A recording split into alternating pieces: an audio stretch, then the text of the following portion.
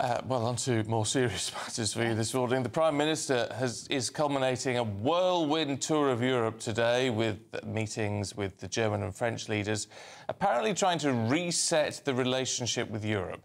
Well, speaking alongside the German Chancellor Olaf Scholz yesterday, Sir Keir Starmer signalled his new treaty with Germany is part of a wider, ambitious reset with Europe. Let's talk to former advisor to Boris Johnson, Oscar Reddrop, who is here.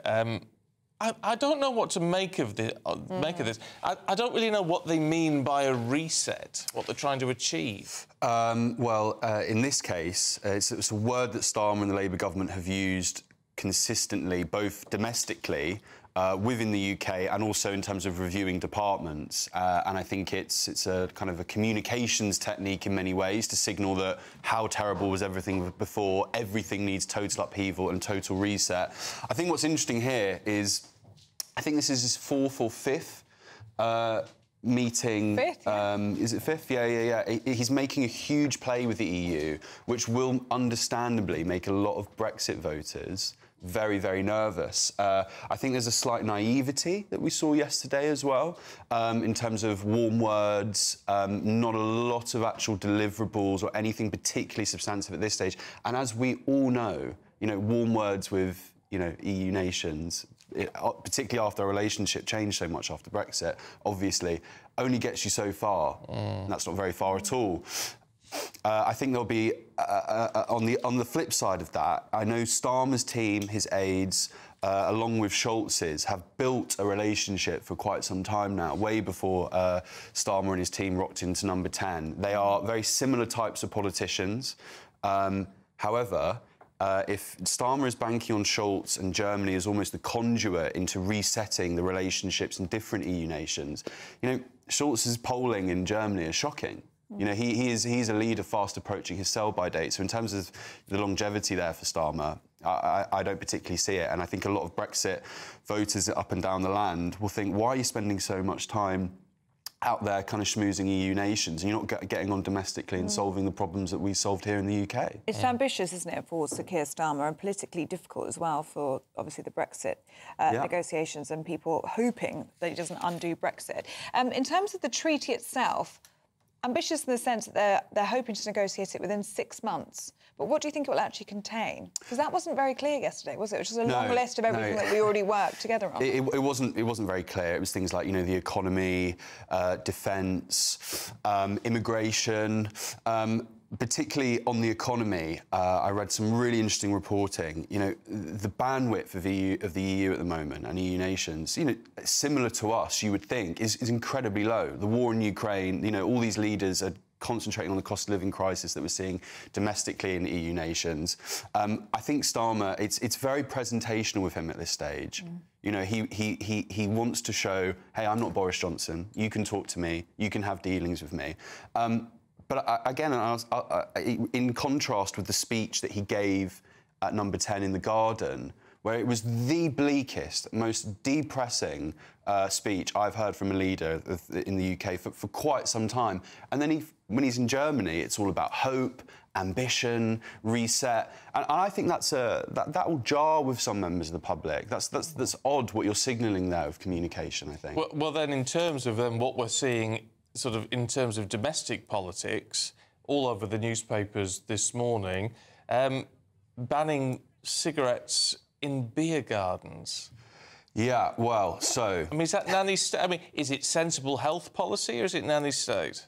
I would say it goes slightly beyond nanny state, actually. I think it's in terms of, business. Like, you think about it, local pubs, bars, businesses, they have had the toughest time over the last few years, and they're probably, there might be landlords now watching this saying we're still not on the way back, but after COVID they may be starting to get on their feet again.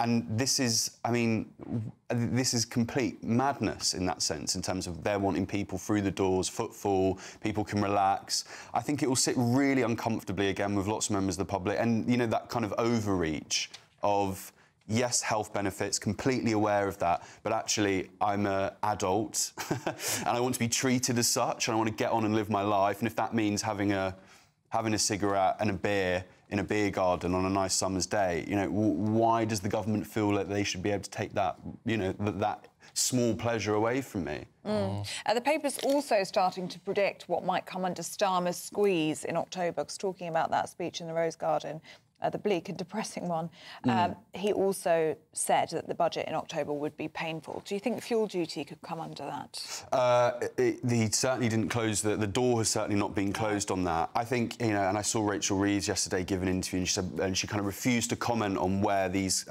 pressure points may come, where voters may be hit. And, you know, I don't write a budget 2 months, you know, out. Yeah, you very much do, actually. So there was a slight kind of dishonesty in that answer. And I think, again, you know, what it feels like in terms of the broader shoulders where they're going to target, I think that was rolled out on Monday. That was the terminology used.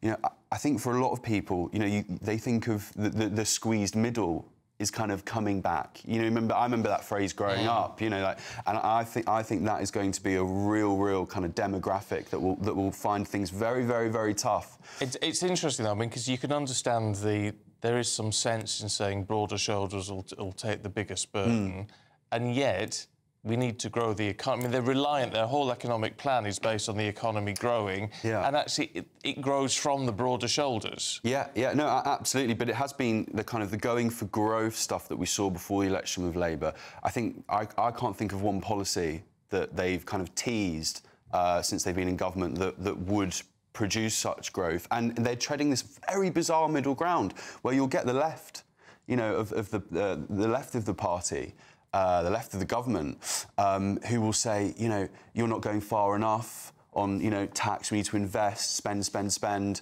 And then, again, you know, people who probably in some ways lent their vote to the Labour Party at the last election. You know, you seem sensible, you know, we've had enough of the Tories. And we're going, I'm doing my absolute best to make life work for me and my family. Please, you know, leave fuel duty alone, you know, for one. Please do not view me as broad shoulders. I'm getting by, you know. So, very tough decisions, and I think this Labour Party will not be the most popular come October. Yeah. Well, joining us now to go through the papers this morning is former advisor to Michael Gove, Charlie Rowley, and former Labour advisor Scarlett Maguire. Very good morning to you both. Good morning. And Scarlett, let's start with you, shall we? In the story in The Sun. Crazy situation, no cigarettes and alcohol. Ban on smoking in pub gardens, they say. Yeah, well, can we start with some facts? I mean, nowhere does it say there's going to be a ban on alcohol in pub gardens. No, but they're saying no cigarettes with your alcohol. Right, they're quoting the song, aren't they? So, I mean, look, we all know that cigarettes are bad for you. There is no upside to cigarettes. It's not like... It isn't actually like alcohol, where you go, well, it's nice, it relaxes you, things. And so it also costs the NHS an absolute fortune. And we've already begun. So I remember all the fuss about banning cigarettes in pubs, and it was wonderful. You could finally walk into a pub and not come out stinking. Yeah, but that was all for the benefit of people who weren't smoking, wasn't it? It was for the welfare of other customers and the welfare of bar staff. And it was because smoking's bad for you. Yeah, I mean, that's what we do have to understand. But it was against passive smoking, whereas there isn't passive smoking in gardens. Well, actually, there is. I mean, if you're in a pub garden and you're at a table next to a bunch of smokers, I mean, what's interesting is there are so few smokers. I mean, when I go into pub gardens, there are, and that's where you're going to get the smokers. There are very few. I mean, actually, the smoking ban has worked. Is that people smoke far less, and I mean, smoking does kill you. It does cause awful diseases, and actually, the less smoking there is, the better. Yeah. Charlie? I can see the benefit of banning smoking outside, for example, kids' parks, so young children's play areas and schools, for example, because you don't want to obviously have a new generation of people coming in to start smoking because of the negative health impacts. But I think if you're in a pub garden or if you're outside of footballs, I mean, I'd like to see anybody policing outside of, a Premier League or National League football stadium, where people might choose to be puffing away before a football match, trying to enforce those people to say you must put that out before you go into a football match. I'm not quite sure how that's going to work. And who decides, how far away from, if you're not smoking outside in a pub garden or in a restaurant, an outside area of restaurant, and you do it outside, the front door? Would you have to cross the street? How far away from the restaurant or how far away from the football ground is far away enough? It's just becoming another thing that's, I think, a burden for the police that they won't be able to enforce, that they won't enforce, and is just another thing that's sort of taking away what, for some people, yes, despite all the intel and advice of negative health impacts, is taking away somebody's fun or taking away something that they want to do. They'll be stopping us from smoking in our own homes next, won't they?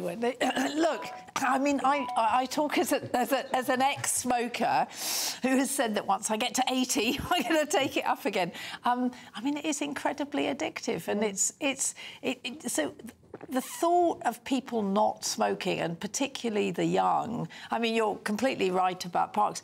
I mean, I think they'll stop it in pub gardens and they'll stop it in restaurants. Isn't that nanny state? Well, aren't we adults enough? And smoking may be bad, and we may know that. But if we're adults in this society, can't we make a decision? OK, I remember when the breathalyser was first brought in and Barbara Castle was told it was nanny state, when seatbelts were first brought in and that was nanny state. I mean, every time there is a health measure, we're told it's nanny state. I mean, even, trying to stop sort of 2-for-1 so that you don't get, when we've got an obesity crisis, that's nanny state. Well, it's nanny state. No, it's not nanny state. It's actually trying... What we're trying... I mean, smoking is really, really bad for you. It is incredibly addictive. Not being allowed to smoke in lots of places is really good. I just think that it's just the funny thing for me is I think it's just slight overreach from the government, who clearly are telling us all the time that they've got a huge agenda and such a terrible inheritance, which is something I'm sure we'll come on to, and not the case, I would argue. But for them to try and then legislate or to do something which is, again, seems to me something that they won't be able to police, when I think there are powers anyway. If you are a pub landlord or a pub owner or a restaurant owner and you don't want anybody smoking, you just put up signs to say no smoking anywhere. So I think individual restaurants and pubs will have the powers anyway to stop people smoking. Look, I think this is just one step too far already when the government that's playing into our lives when it's not needed. Also, I mean, I think this is elite. We don't actually know what's going to happen. We don't know what they are going to do. I think they're looking at a lot of ways, and this is an idea.